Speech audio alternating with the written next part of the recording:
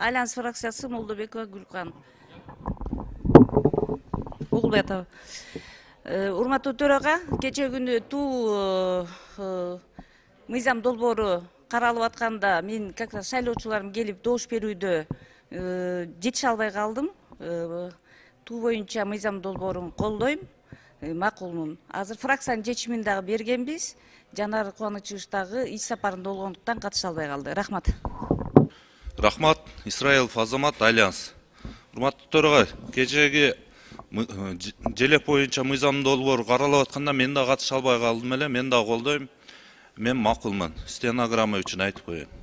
Рахмат. Арабаздар, урматтуу коллегалар. Кечеде туу боюнча карап атканда мен жок элем. Анан менин кнопкам басылбай калыптыр. Негизи мен жанагы өзгөрүштү колдойм, бирок мен көк деп атам, баары бир мен кийин көктү киргизем. Рахмат. Көгөрүп жүрүп киргизем деп аракет кылып атат дагы деле көк өткө көгөрүп атасыздар да. 5-чи микрофон. Рахмат, урматтуу төрага, урматтуу депутаттар. Биз кечээ ошол эле желек боюнча маселе.